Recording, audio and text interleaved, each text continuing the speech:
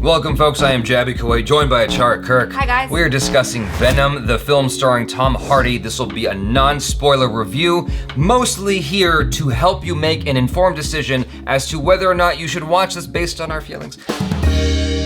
Before we get into the review, thank you 40X for getting us into this film. Very much appreciate it. You guys always make the movies even better, enhancing it with all the effects that you do. And it's really great for action movies like Venom as well. There's one bit in particular which was super thrilling in our little 40X seats. I don't know why I'm doing that. Yeah, so the 40X seats move around. You got water effects, you got air effects, you got strobe lights. All of it works to really enhance the feeling of being part of the film. Highly recommend that, you guys. If you get the chance, if it's near you, go check it out in 40X. Let's start off with IMDb. When Eddie Brock acquires the powers of a symbiote, he will have to release his alter ego, Venom, to save his life. Symbiote? Symbiote, I said it right the first time. Yeah. Trust your instincts, Jaby Koay. So, this film was getting a 28% on the Rotten Tomatoes consensus when we walked into the theater. When we walked out, it went up to 30%. So that's an improvement. Yeah. That means that people were actually liking it more than they anticipated. I think part of it was they went to watch the movie at 28% and like, it wasn't that bad. So I definitely felt that. I was like, it wasn't that bad. I actually enjoyed it. We both gave it a 3 out of 5. Yeah. On On Stardust. reviews, yeah. I think that I would actually give it like a 2.5, 2.75 out of 5. I'll try to be as vague as possible with these details so that it doesn't ruin anything for you guys if you go watch the movie. The biggest thing that stood out to me as problematic was the third act, which is seen in the commercials. You guys already know a general idea as to what's gonna happen in this movie. I'm not ruining anything in what I'm about to say. But during this fight scene that happens between Venom and his nemesis in the film, it's like there's a lot of fluid going around and it's darkly lit and the camera's like really close and it makes it hard to appreciate the fight scene. And it's all CG in certain moments and it's like, it just kind of feels overblown by the time we get to that. And that's part of why I imagine that critics didn't enjoy that part of the movie because it's just like, it's hard to appreciate what's going on. Yeah, it was really hard to discern because they looked really similar as well. And like at certain points I was like, it just looks like a bunch of blur. It's like a Jackson Pollock painting right now. I don't know what's going on. Exactly. Now, in between the chaos, I could actually discern some of the choreography and I realized that there was a lot of great ideas and concepts in the fight scene, but it got lost in the way it was shot and executed. So I wish that the filmmakers just did it differently and allowed us to appreciate the action a little bit more. And it just hurt. It hurt the action of the movie and therefore it hurt the final act of the film. Now, there is a relationship shown in the commercial between Venom and Eddie Brock. That relationship is actually pretty cool.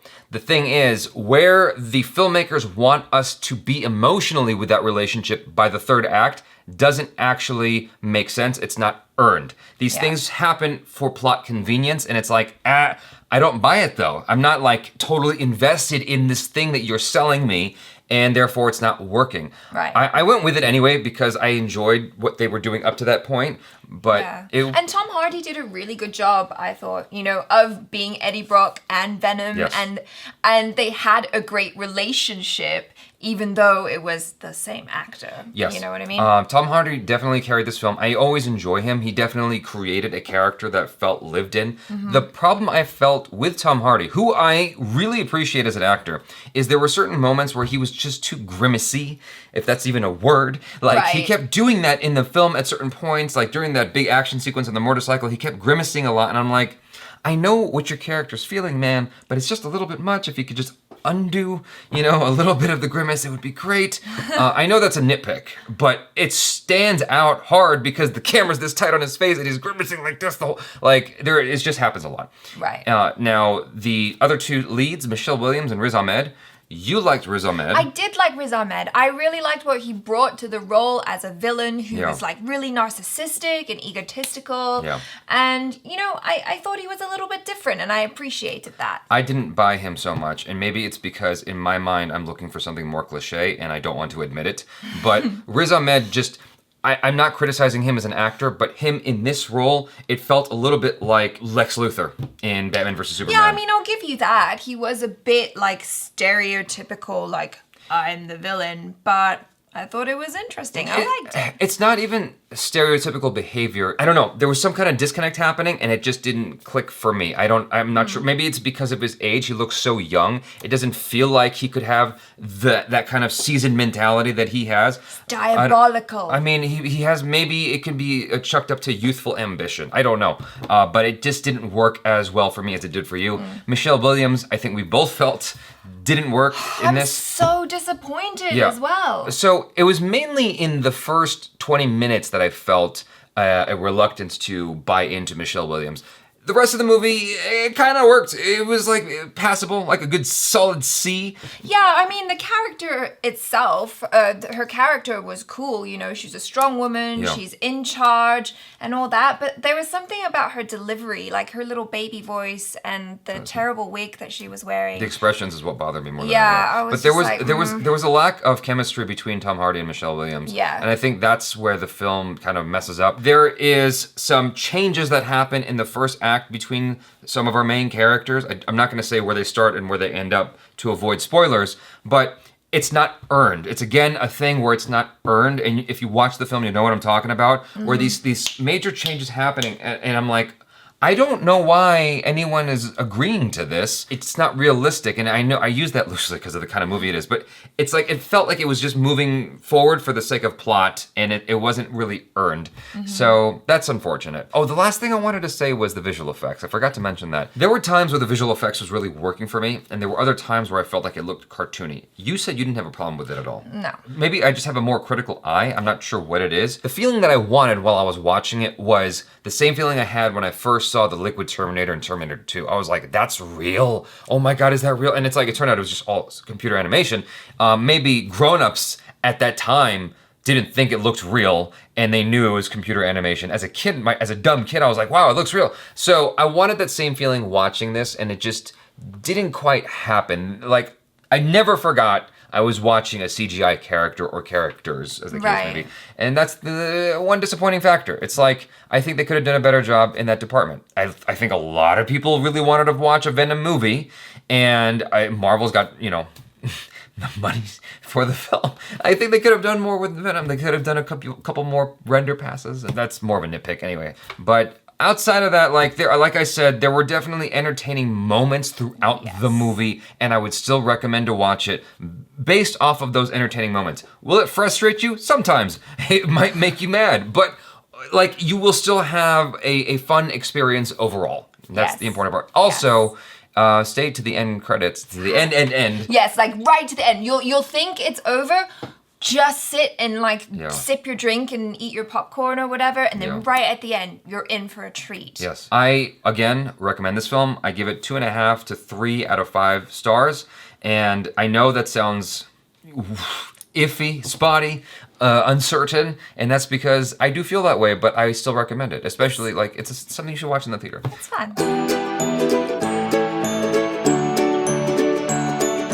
This is a very short spoiler section for those of you who have already watched the film. If you haven't watched it yet, turn this off, come back here when you're done watching the movie, blah, blah, blah. So, spoilers. The only reason I want this part in here is so people know what I was talking about. In that first act, the thing that I had a problem with was when she broke up with him because he used the information he got from her computer. And it's like, yeah, she's gonna be pissed, especially because she got fired, but I don't know that she would break up with him when they're engaged. Yeah. That's hard to believe. It needed to, they tried to establish this lovey-dovey relationship between the two of them, right? And we're supposed to buy into it, even though it wasn't working. If they had established that maybe things were uncertain, maybe it was kind of on the rocks already, maybe he was working on getting her back, and they finally had a night together again, and then he goes and does this thing, like something like that could easily push it over the edge. That's what they should have done instead of this. I mean, the stakes needed to be higher because they did try to explain it. Like, she jokingly said, like, oh, you're so difficult.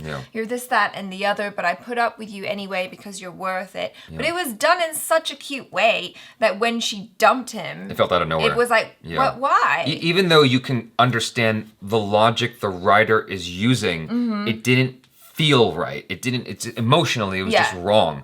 And it was just like one thing after another. It happened really fast. And I'm like, I get what the movie's doing, but next. So the thing that didn't work in the third act was that fight scene, because you get these two creatures who look very similar. Yes. their color palette is very similar. And I'm like, what's happening? It's just water flying by my face is what it feels like. The thing that they didn't earn leading up to that fight, and this would have made that last fight scene a lot more forgivable, is the relationship where Venom goes, you changed me, Eddie. You made me change my mind and want to save Earth. Yeah. I'm like, what? Are you kidding me? Like, this guy's like, I don't know. Well, hold on. When did that happen? Why is that happening? I'm not sure, like, what the switch was that indicated to Venom, hey, maybe I should do things this way instead of that way and turn against. And I didn't understand why the villain Venom creature, Riot, wanted Venom. What was so important about Venom if Venom was a loser on his planet? It just didn't. Yeah. There was like conflicting information. I didn't know if Venom was just saying that to manipulate Eddie Brock. It wasn't clear. Venom's character doesn't strike me as someone who would do that, who would lie. The last thing I want to say is that this felt so much like Upgrade. Yes. It's just so funny because it's Tom Hardy, who looks just like dude from Upgrade, who also was in 24, fun fact. It was just interesting because he's got this voice who's controlling him. I think it was a little bit of a tie in terms of the humor. Yeah. But there was definitely overlap in terms of the reaction to what was happening, right? I think that the fight scenes in Upgrade were executed in a much more interesting way. Way more beautiful, way more clear, and you could see what was actually happening, and the camera work was like working with it in a very creative manner. I think that overall, I would say Upgrade is a better movie. This one has just way more pull because it's Venom. It's in the Spider-Man universe, you know? It's Tom Hardy but as well. Just as a film, I gotta give it to Upgrade. I think Upgrade was a better film, better story. I mean, it was equally disconnected. Like, the female characters in both kind of suck. You're right, the action was just better in Upgrade. So, you guys, thanks so much for hanging out with us. Thank you again to 40X for getting us into this movie. You guys, watch it in 40X if you get the opportunity. Check out ACHARA KIRK. She's on the social media. Subscribe if you haven't already. Check out our other reactions, short films, and movie reviews. Thanks so much for hanging out. I'm Jaby Koay. This is ACHARA KIRK. Peace out.